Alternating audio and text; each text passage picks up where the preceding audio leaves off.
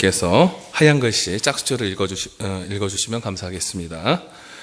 여호와께서 권능으로 내게 임재하시고 그의 영으로 나를 데리고 가서 골짜기 가운데 두셨는데 거기 뼈가 가득하더라.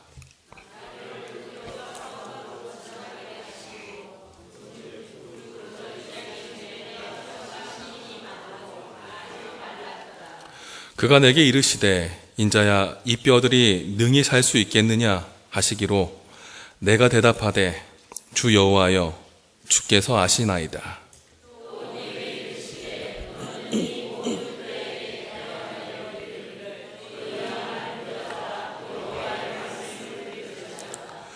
주 여호와께서 이 뼈들에게 이같이 말씀하시기를 내가 생기를 너희에게 들어가게 하리니 너희가 살아나리라.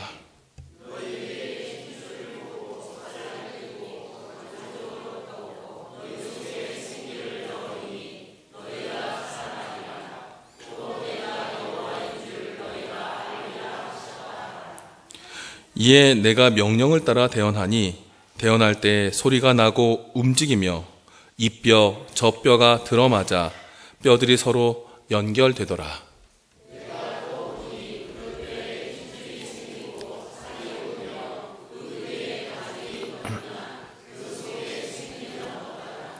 또 내게 이르시되 인자야 너는 생기를 향하여 대언하라. 생기에게 대언하여 이르기를 주 여호와께서 이같이 말씀하시기를 생기야 사방에서부터 와서 이 죽음을 당한 자에게 불어서 살아나게 하라 하셨다 하라.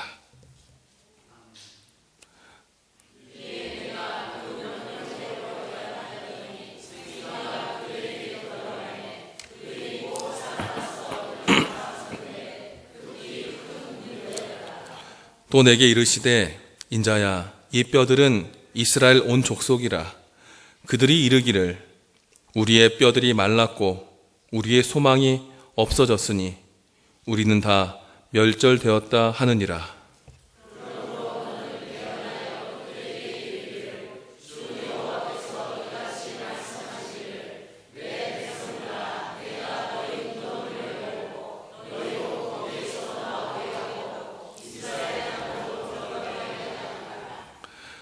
내 백성들아 내가 너희 무덤을 열고 너희로 거기에서 나오게 한즉 너희는 내가 여호와인 줄을 알리라.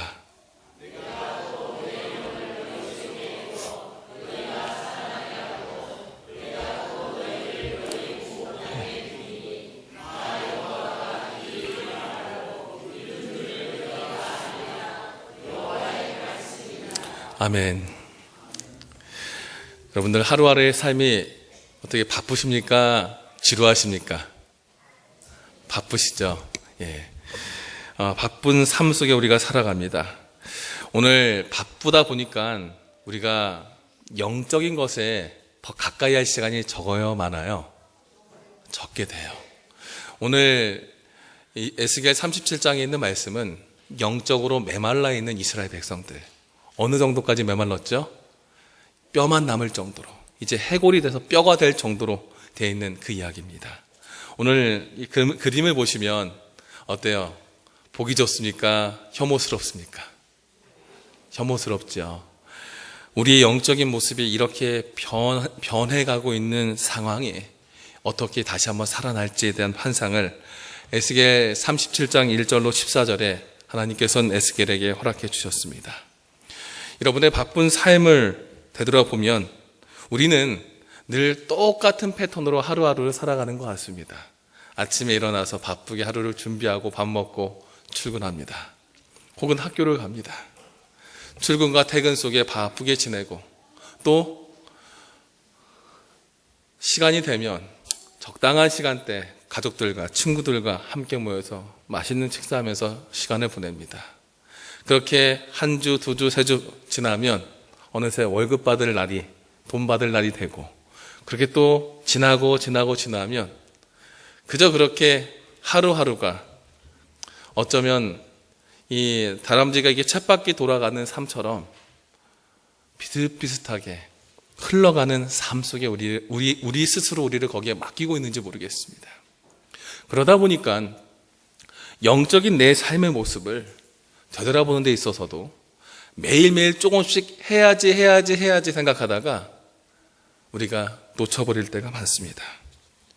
정해진 시간, 같은 삶을 살아가면서 시간의 흐름 속에 같이 가지만 변화 없이 나이는 먹어가고 바쁜 삶 속에 점점 희망이 사라져가는 현재 나의 삶의 모습 속에 나는 나의 모습을 어떻게 세워서 하나님 앞에 영적인 준비, 재림에 대한 준비를 어떻게 하는 삶을 내가 살아야 될지를 좀 생각해 보려고 합니다. 제가 상공사공과 이렇게 만나서 이렇게 모임을 갖고 같이 패스파인더나 어린이반을 하면서 느끼는 것이 있어요. 그게 뭐냐면 지금까지는 목회를 하면서 공감대가 이렇게 느껴져 본 세대들이 별로 없었습니다. 왜냐하면 20대 때 교회를 맡으면서 담임 목회자로 어른들을 대하다 보니까 그러니까 목회자의 직분은 갖고 있었지만 그들과 비슷한 생각을 같이 할 수 없었어요. 대부분의 연령들이 저희 부모님 또래였기 때문에 그분들을 이렇게 이끌어가는 과정 속에 해야 된다는 사명감은 많지만 뭐가 없었어요? 영적인 공감대나 갈등이 좀 없었어요. 그리고 부목사 다시 하고 학교에 있으면서도 같은 또래와 같이 뭔가 얘기했던 시간이 여기서 처음인 것 같아요. 교문이 교회에서. 근데 요 30대들, 40대들을 이렇게 같이 만나서 이렇게 얘기하면서 느끼는 게 비슷한 때 학교 다녔고 비슷한 때 같이 이제 애들을 키우면서 느끼는 게 20년 전에 학교 다녔던 기억이 되게 많이 나요. 무슨 말이냐면 얘기하면서 그래 아직 20대 때의 그 모습이 내 기억에 있고 그 느낌으로 서로 이야기하고 서로 같이 하는데 그때와 지금 달라진 건 딱 하나더라고요. 뭐냐면 그때는 홀몸이었는데 지금은 내 새끼들이 있어요. 그리고 눈치 봐야 될 누가 있어요? 와이프가 있어요. 이런 상황이 되니까 이렇게 바뀌었으면 뭐도 바뀌어야 되냐면 삶의 방식이나 공감대도 달라질 수 있는데 생각하는 수준은 비슷한데 뭐는 바뀐 거예요? 그때 20년 전과 지금 비교할 때 사회적으로 받는 대우나 책임져야 될 책임은 많아졌다는 거예요. 즉 몸은 성장했는데도 불구하고 우리의 대화나 우리의 어떤 만남 속에 영적인 수준에 있어서는 언제하고 비슷한 걸 많이 느껴요? 20년 전에 학생 때의 느낌과 많이 비슷했다라는 걸 느껴요. 세대가 같이 비슷해서 느끼는 공감대 말고도 아직 우리가 가야 될, 변화해야 될, 발전해야 될 그 모습이 많은 것을 느끼게 됩니다. 지금까지 못 느꼈던 걸 느끼기 시작했어요. 그리고 우리의 삶이 일주일마다 다시 만나는 삶을 살아가면서 일주일 동안 그런 영적인 변화를 위해서 무엇인가 노력하는가, 무엇을 더 노력하는가 생각해 봤어요. 인위적으로 만들지 않고서는 그것을 바꿔가기가 힘들다는 것을 알게 됐습니다. 오늘 에스겔 37장에 있는 말씀을 한번 같이 보시면서 우리가 이제 발전하지 않는 내 삶의 모습에서 이제 어떻게 좀 변화해야 될까? 그리고 나는 지금 어떤 모습일까? 한번 생각해 보시면서 우리의 영적인 변화를 한번 만들어 봤으면 좋겠습니다. 먼저 1절부터 6절에는요. 영적 현실의 암울한 삶에 대해서 이야기합니다. 먼저 1절로 2절에 있는 말씀을 보시면 현재 내 삶의 무미건조한 인생에 대해서 이야기해요. 그 표현을 성경엔 뼈가 가득했다라는 표현으로 얘기합니다. 여러분 혹시 지나가다가 뼈들 놓여진 거 보신 적 있습니까? 길을 가다가 그때 드는 여러분들의 마음속에 생각이 어때요? 반갑습니까? 섬뜩합니다. 해골과 뼈만 가득한데 37장 2절에 보시면 그 모습을 지면에 뼈가 심이 많고 아주 말랐다라고 얘기합니다. 한두 개가 아니라 많은 뼈들이 사방에 가죽했는데 그 뼈가 아주 말라서 비틀어진 뼈들이 수북히 쌓여있는 모습으로 설명합니다. 이 땅에 살아가는 사람들의 모습이 한 가지 목표를 향해 갑니다. 그것은 무엇인지 아십니까? 성공입니다. 돈 많이 벌고 잘 살아보려고 노력합니다. 그래서 공부하고 열심히 일하고 노력하지요. 그런데 그들이 마지막 가는 인생의 종착점은 어디죠? 죽음입니다. 세상에서 많은 사람들이 잘 돼 보려고 살아가지만 그들 스스로의 능력으로는 결국에 갈 수 있는 데가 어디예요? 그 죽음밖에 없습니다. 소망 없이, 영생에 대한 믿음 없이 사람이 갈 수 있는 그 마지막은 그 삶이 아무리 화려해도 말라 비틀어진 뼈밖에 될 수 없다는 것이에요. 그 모습을 하나님께서는 에스겔에게 보여주면서 영성 없이, 영적인 만남 없이 세상의 삶에 집중해서 세상이 주는 기쁨과 우리가 하나님 뒤로 하고 내 삶 잘 살아보려고 했던 많은 사람들의 모습이 영적으로 메말라서 말라 비틀어진 뼈들로 심이 많이 쌓여있는 그 모습으로 설명하는 것입니다. 그리고 영적으로 피폐하고 비참한 모습으로 하나님 앞에 서 있는 나의 모습을, 이스라엘 백성의 모습을 1절과 2절에 설명하는 것이에요. 많고 큰 뼈들이 있지만 모두 살아있는 생기 없이 산더미 같이 쌓여있는 모습에서 세상에 같은 목적 갖고 살아가지만 나중에는 아무것도 남지 않을 것 같은 모습으로 영생에 소망 없는 인생의 모습을, 영성 없는 몸이 건조한 메마른 인생의 모습을 오늘 우리에게 보여주십니다.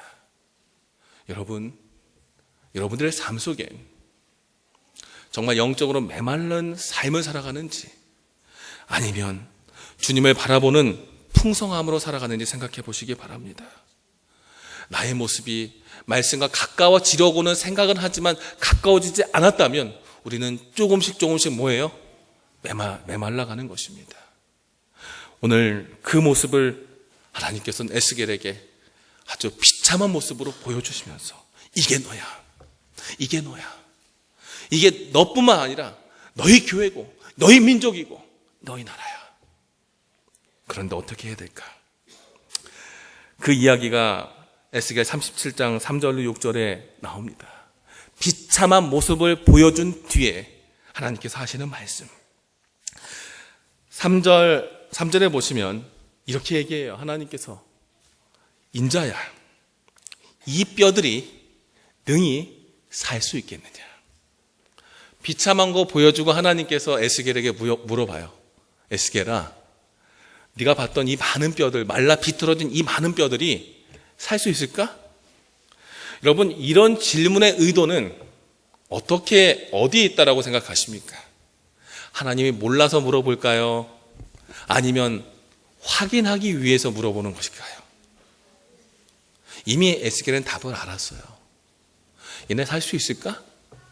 하나님은 전지전능하신 분이에요. 모든 것을 할 수 있는 분이 그걸 물어보신다면 못해서가 아니죠.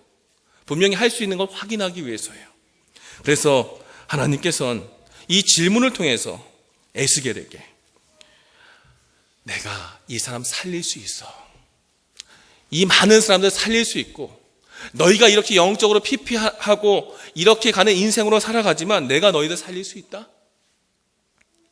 너 한번 너희 민족들, 너희 백성들 살려보고 너도 살아보지 않을래? 그 모습으로, 그 내용으로 질문한 거예요. 그때의 에스겔의 대답은 3절 후반부에 뭐라고 하죠? 주께서 아시나이다. 주께서 아신다라는 건 무슨 뜻일까요? 그 내용은 주님이 해답을 갖고 있습니다 라는 뜻이에요. 그 내용은 내가 머리로만 알고 있습니다라는 뜻뿐 아니라 주님, 제가 이미 경험했어요. 그리고 주님이 말씀하신 거 내가 잘 알고 있어요. 그리고 주님이 말씀하시면 그 말씀 저희가 잘 받아서 주님께서 말씀하신 그 질문대로 저희 살아날 수 있습니다라는 대답이에요. 하나님께서는 무미건조한 인생의 현재 내 삶의 모습을 보여주자마자 질문을 통해서 살리시려는 하나님의 강력한 의지를 누구에게 보여주세요? 에스겔에게 던지시는 거예요. 그리고 에스겔은 그 모습 속에 하나님의 한 사람이라도 살리시려고 했던 그 의지를 그 질문에서 찾습니다. 여러분, 예수님이 이 땅에 오셨을 때 어떤 사람들을 구원하려 하셨죠? 마태복음 15장 24절에 보시면 잃어버린 양을, 마태복음 18장 12절에는 100마리 중에 한 마리 길 잃은 양을, 누가복음 19장 10절에는 잃어버린 자를 찾아왔다. 남들 신경 안 쓰는 그 작은 한 사람도 내가 뭐하러 왔다? 찾아서 구원하기 위해 왔다라는 거예요. 예수님의 마음, 하나님의 마음은 그 사람들을 찾기 위한 건데, 산더미 같이 있는 이 마른 뼈들, 많은 죽어가는 사람들, 이미 죽었던 사람들 다시 살릴 수 있다면 하나님께서 힘을 쓰실까요? 안 쓰실까요? 당연히 쓰시죠. 에스겔은 그 질문에 그의 마음을 다해 대답했어요. 주님 아십니다. 그래요, 저도 알아요. 그러면서 그 말씀에 안다라는 표현 속에 결국 내가 경험으로 알고 주님께서 그 경험 속에 담겨있는 답을 아시니 저희가 그 말씀 듣고 한번 순종해 보겠습니다라고 대답한 겁니다. 그러면서 4절부터 나오는 말씀에는 계속 여호와께서 대언하여 이르라, 여호와께서 이같이 말씀하신다 라는 표현을 통해서, 말씀을 통해서 누구를 살리세요? 백성들을 살리려는 모습을 이야기합니다. 말씀을 통해서 질문하셨고, 말씀에 대해서 내가 경험으로 알고 순종할 마음이 있습니다라고 대답한 그 에스겔의 대답 속에 주님은 계속 앞으로 말씀을 통해서 마른 뼈들을 살리는 모습을 나타내는데, 그 대답과 질문과 대답 속에 우리가 알 수 있는 것은 안다라고 하는 분량만큼 뭐 하겠다는 거예요? 이루어지겠다라는 거예요. 예수님께서도 이 병자들을 살리실 때, 귀신 들린 자를 고치실 때, 이런 가운데에 자주 하신 말씀이 있습니다. 그것은 무엇이에요? 너희의 무엇대로? 믿음대로, 내 소원대로, 너희의 암대로, 네가 알고 경험한 대로 뭐 할 수 있다? 살아날 수 있다. 제가 아는 만큼 살아날 수 있는데, 주님, 저 주님을 알아요. 제가 주님 경험했어요. 그러니 주님 살려주십시오. 주님은 영적으로 암울하고 몸이 건조한 우리들의 삶 속에 이미 우리에게 나타나셔서 질문하십니다.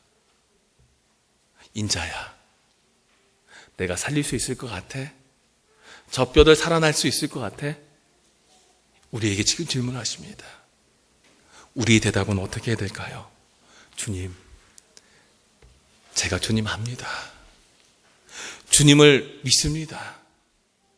그러니 회복시켜 주십시오. 예전에 그 뜨거웠던 마음 회복시켜 주시고요. 예전에 제가 그 열심히 했던 그 마음 회복시켜 주시고요. 제가 제 삶에 집중해서 주님께 기도하지 못하고 살았던 제 삶, 이제 제 계산보다 주님의 판단을 먼저 순종할 수 있게 주님 회복시켜 주십시오.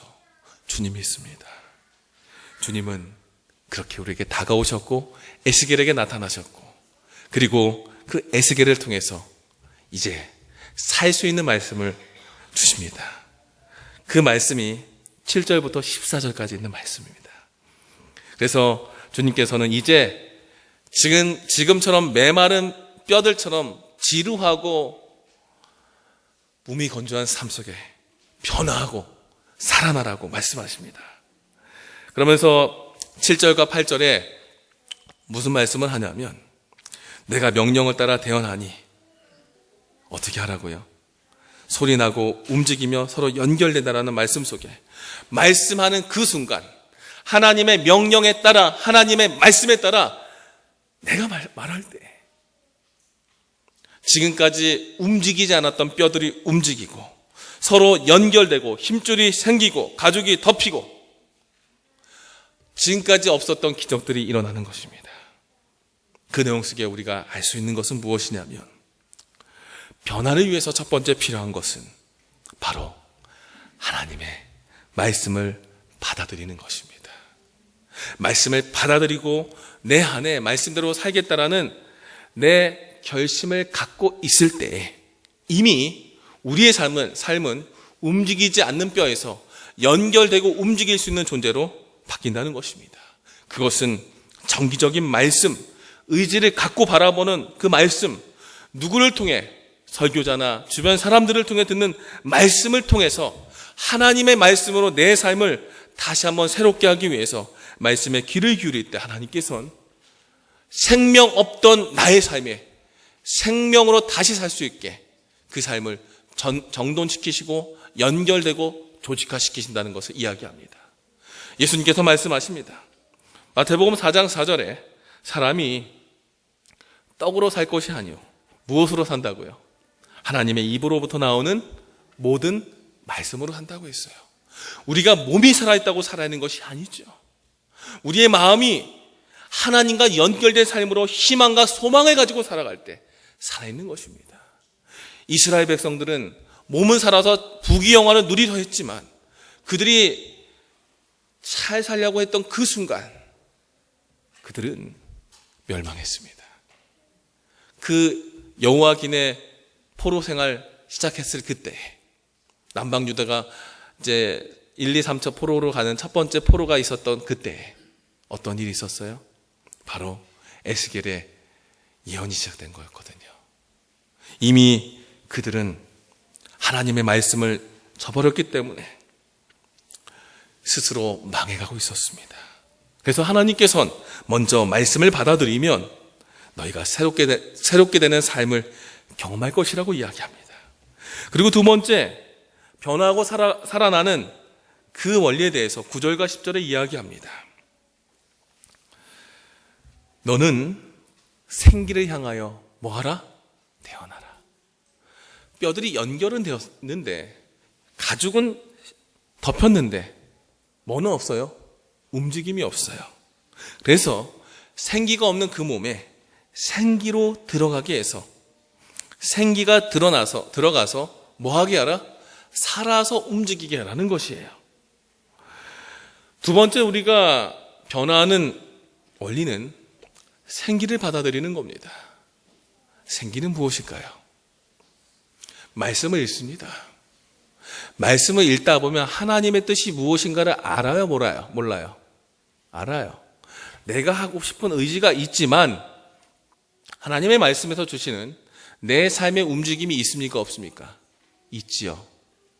그것을 어떻게 하는 거예요? 순종하는 겁니다. 내 의지로 호흡하고 살아가는 것이 아니라 말씀을 읽고 말씀 속에 살아 움직이는 하나님의 호흡을 내 삶에 받는 겁니다. 이미 우리는 뼈들로 있어서 잊혀진 존재였다가 가죽이 덮어서 숨 쉬지 않는 몸뚱아리로 누워 있는 거예요. 지금 그렇게 말씀으로 살아났죠. 그런데 여러분, 사람이 숨 쉬지 않을 때 우리는 뭐 하죠? 뭐 합니까? 사람이 숨 쉬지 않을 때 가만히 지켜봅니까? 흉부압박하고요. 어떻게 합니까? 입 대고 숨 불어넣죠. 그렇죠? 인공호흡 합니다. 이 사람 숨이 없지만 한 사람이 자기 숨을 세게 불어넣는 것을 몇 번 하다 보면 그 숨에 의해서 이 한 사람이 어떻게 해요? 숨 쉬면서 자가호흡을 합니다. 영적으로 죽었던 내 삶이 말씀에 의해서 깨어지면서 내가 충격을 받아요. 그리고 하나님의 살아있는 성령의 생기를 내 마음에 받아서 영적으로 죽어있던 나의 숨이 어떻게 되는 거예요? 그분의 호흡이 내게 담겨서 내가 스스로 숨쉬지 못했지만 말씀에 의지하여 하나님의 성령에 의지하여 숨심으로 이제 스스로 하나님의 호흡을 스스로 할 수 있도록 움직이면 우리가 살아 움직이는 존재가 되는 거죠.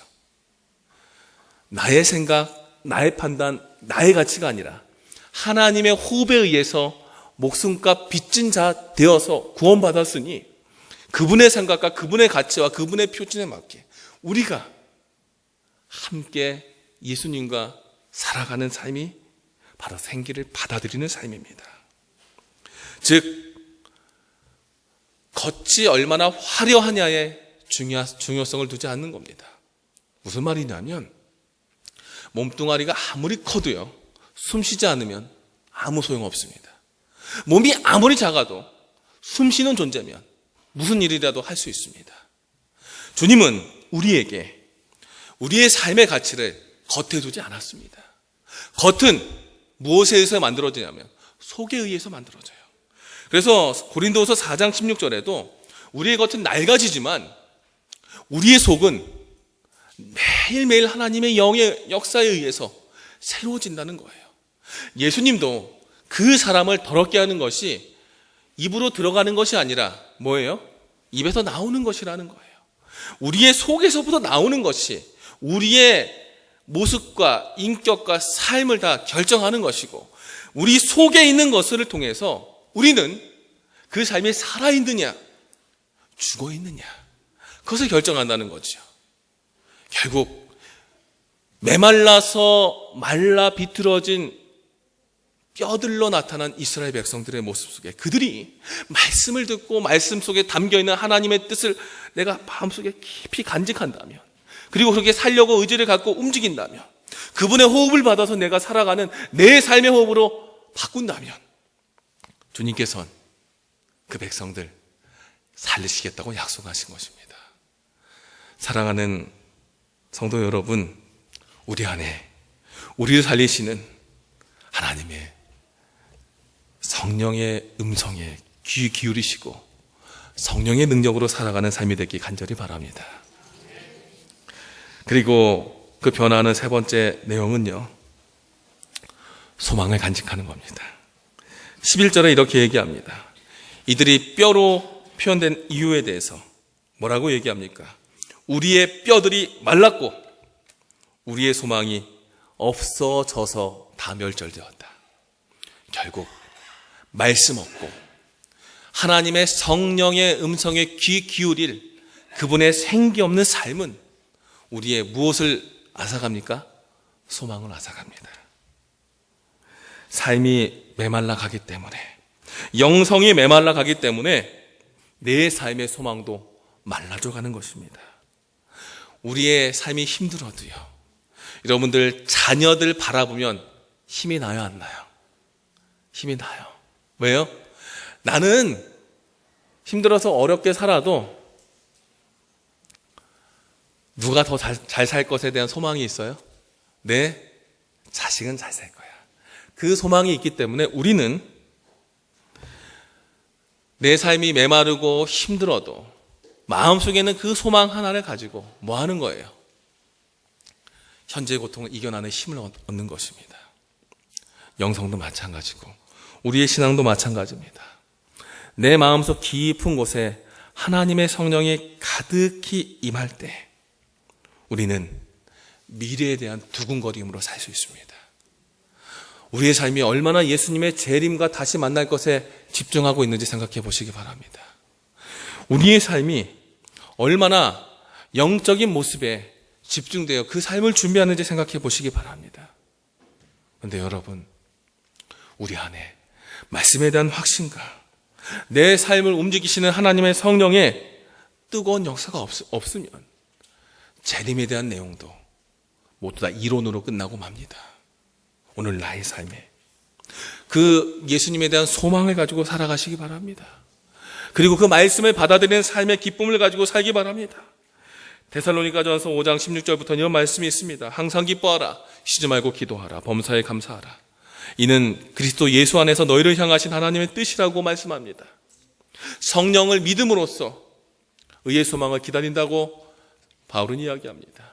그 이야기는 하나님의 영의 역사를 통해 우리 마음에 깊은 소망이 있다면 우리는 매 순간의 삶이 피폐하고 쫓기고 바쁘게만 살아가고 불평하는 삶이 아니라 어떤 삶이라고요? 감사하고 기뻐하며 매 순간순간이 소망을 인해 하나님의 성령을 인해 살아있는 하나님을 경험하는 삶이 될 겁니다. 그런 사람에게 주님께서 말씀하신 것이 바로 소망 안에 사는 그 삶입니다. 베드로전서 3장 15절에는 이렇게 이야기하죠. 우리에게 어떤 권면을 하죠? 소망에 관한 이유를 묻는 자에게 라는 표현을 합니다. 근데 여러분, 이 말씀을 볼 때 한번 생각해 보셨습니까? 내가 그들에게 소망을 보여줄 만한 삶으로 살고 있는가? 누군가 물어보려면 그들에게 궁금증을 자아낼 만큼 내가 그렇게 살아야 되는 거 아닙니까? 어쩌면 우리는 너무나 메말라서 그런 질문조차 받을 수 없게 우리가 살고 있지 않는지 다시 한번 되돌아봅니다.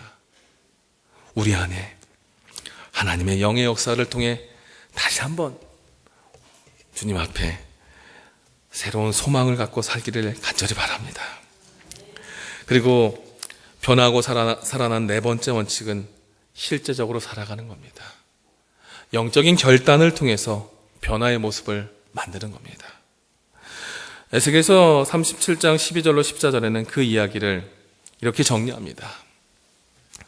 너희 무덤을 열고 이스라엘 땅으로 들어가게 하고 내가 여호와인 줄을 알게 하고 내 영을 너희 속에 두어 고국 땅에 두고 너희가 알 수 있게 만든다고 얘기합니다. 그 이야기는 첫 번째, 너희 무덤을 열라는 것이에요. 무덤을 열라는 것은 나만의 편견과 생각을 버리고 말씀 받아들이고 말씀 속에 말씀 속에 담겨 있는 하나님 말씀 중심의 삶으로 삶의 가치를 바꾸라는 겁니다. 그 내용은 예수님께서 외식하는 이 바리새인들, 서기관들에게 어떻게 얘기했냐면 회칠한 무덤 같다라고 얘기했어요. 이 무덤을 열라는 것은 겉으로는 신앙생활 잘하는 것 같아요. 출석도 잘하고요. 열심히 교회 생활도 잘하지만 그 마음은 하나님이 삐집고 들어올 자리가 있어요, 없어요? 없다는 거예요. 겉으로는 뻔지르르 하지만 너 뻔지르르 해도 결국 뭐 될 거예요? 저기는 뼈더미 될 거야. 무덤밖에 안 돼. 그러니 무덤 같은 너의 마음을 열고 말씀 받아들이라는 겁니다. 그리고 그 무덤 안에 있는 내 모습은 어떤 모습일까요? 살아있는 모습일까요? 죽은 모습일까요? 죽은 모습이죠. 죽은 나의 마음을 열라는 것입니다. 예수님은 요한계시록 3장 20절에 내가 문 밖에 서서 두드린다고 했어요. 근데 문을 열 수 있는 자는 예수님이 아니라 누구라는 거예요? 나라는 겁니다. 내가 듣고 문을 열면 내가 들어가서 너 풍요롭게 할게. 무덤에 갇힌 나의 마음을 예수님께로 향해서 생명의 음성을 듣고 그분과 함께하는 그 연합을 준비해야 됩니다.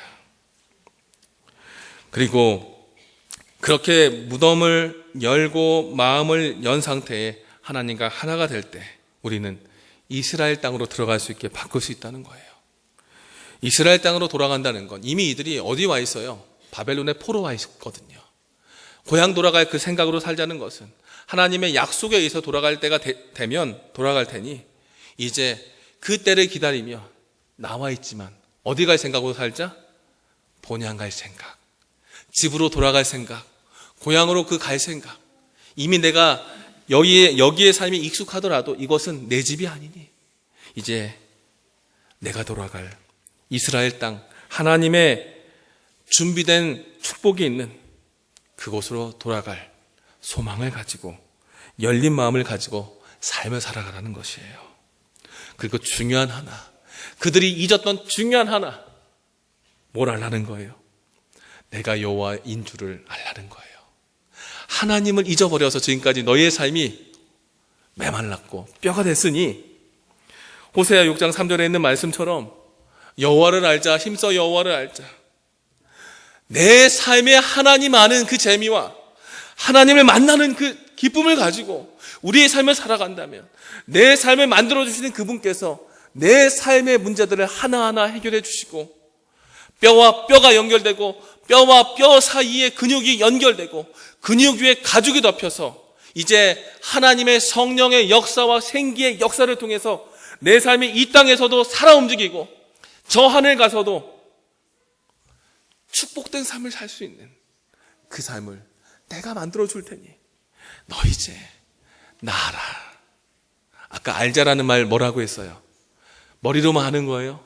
아니요. 경험하라는 거예요. 말씀 깊이 보고 다시 한번 말씀 속에 나타난 나의 뜻 네가 깊이 감동받고 그 감동으로 순종하면서 우리 비록 나라 다 잃어버렸고 회복될 많은 일이 있지만 여기서부터 다시 시작해서 저 하늘나라에 우리가 돌아갈 저 고향 이스라엘 땅으로 돌아가자. 주님께서는 에스겔에게 이 마른 뼈의 환상을 통해서 영적으로 피폐한 우리가 이제 어떻게 하나님 앞에 서야 되는지를 가르쳐 주십니다. 사랑하는 성도 여러분, 우리는 어떤 모습으로 서 있습니까? 그리고 얼마만큼 하나님의 말씀과 그분의 뜻을 알기 위해서 말씀과 기도에 전념하고 있습니까? 그리고 나의 마음을 열고 하나님 앞에 준비하고 있습니까? 20년 전과 20년 후의 내 모습이 영적으로 아직도 비슷하다면 우리는 조금 더 내 마음 열고 하나님의 영이 내 안에 들어오셔서 나를 움직이실 수 있도록 나의 삶을 주님 앞에 다시 한번 드려야 되겠습니다. 그리스도인 선교봉사에 이런 말씀이 있습니다. 나는 교회를 향하여 엄숙한 말을 한다. 현재 교회 농명책에 기록되어 있는 20명 중 한 사람도 지구 역사를 끝마칠 준비가 되어 있지 않다. 우리가 몇 명 나오나요? 한 300명 나온다고 칩시다. 저희가 안식일에 한 250명 이상 들락날락 하십니다. 300명 이상 저희가 관리하는데 300명 찍었을 때 몇 명이나 남아있을까요? 15명? 여러분은 그 15명에 들어있을까요? 그러면서 우리에게 이렇게 얘기해요. 그리고 그들은 진실로 일반 죄인들과 마찬가지로 이 세상에서 하나님도 없고 소망도 없는 자와 같이 될 것이다. 하나님 말씀대로 산다고 했지만 어디가 변화되지 않을 때, 내 마음과 내 속에 하나님의 성령의 임재가 없을 때 우리는 세상 사람들과 똑같을 것이다. 입만 예수님 얘기하고 있지 뭐가 안 바뀌었으니까 내 마음이. 그들은 하나님을 위한다고 말하고 있으나 실상은 돈을 더 열심히 위하고 있다. 그리고 그들의 모습에 대해서 그들의 영적 기원은 그들 자신의 부도덕하고 타락적인 부패로서 왜곡되어 정신과 마음과 목적에 있어서 세상을 나타내고 있으며 호색적인 습관에 더욱 굳어져 가고 있다. 생활은 죄인들처럼 하면서 그리스도인이라고 주장한다. 우리의 모습에 대해서 지금 우리에게 이렇게 권면합니다. 나는 붓대를 놓고 나의 마음을 위로 향하여 주님께서 마른 뼈와 같은 타락한 당신의 백성들로 살 수 있도록 기운을 불어 넣어주며 생기를 넣어주시기를 위하여 기도한다. 주님이시여, 현재 안일할 마음을 갖고 있는 자들로 다른 사람들과 마찬가지로 더 오래 잠자지 않고 깨어 정신 차리고 있도록 당신의 성령을 그들에게 부어 주시옵소서. 이 정도면 됐어라는 마음입니다. 내가 이렇게 말씀 받는데, 내가 이 정도 했는데 그거 아닙니다. 하나님의 성령이 계시면 살아 움직이는 사람에겐 멈춤이 없습니다. 살아 움직이는 사람에겐 끊임없는 성장이 있습니다. 영적으로 다시 한번 살아났으면 좋겠습니다. 이스라엘 백성들은 모든 걸 잃어가고 있는 상황 속에 모든 것을 잃은 뒤에 이제 영적 회복을 위한 메시지로 에스겔 선지자의 환상을 봅니다. 이제 남들과 같은 삶, 세상과 같은 삶에서 정체성과 사명을 잃어버린 백성의 몰락의 전환점에 서 있는 이스라엘 백성들에게 다시 살 수 있는 그 길을 가르쳐 주셨어요. 그것은 살기 위한 준비, 말씀과 영으로 거듭나는 삶입니다. 오늘날도 예수님의 재림을 기다리며 그 기다림 속에 살아갈 나의 모습 속에서 더욱 가치 있게 바라보고 중요하게 여겨야 할 것이 무엇인지 가르쳐 주십니다. 그것은 현재 우리에게 주어진 하나님의 말씀에 가까이 하고 말씀 속에 담긴 하나님의 뜻을 다시 한번 찾아보고 하나님의 뜻대로 삶을 옮기기 위한 온전한 기도와 몸부림이 있을 때 우리의 삶은 세상 속에서 메마른 삶을 떠나서 더욱 힘있고 능력 있는 소망을 가지고 살아가게 나를 만들 것입니다. 이런 삶이 될 때 우리는 비로소 하나님의 백성으로 세상 앞에 서서 사단을 대항하여 싸울 수 있는 하나님의 군대로 다시 한번 서서 주의 재림을 준비할 수 있음을 기억하시길 간절히 바랍니다. 주님 오실 그때 우리가 영적으로 살아있는 하나님의 사람이 되어 그 주님의 영광스러운 재림 앞에 함께 서는 우리 모든 성도 되길 바라며 말씀을 마치겠습니다.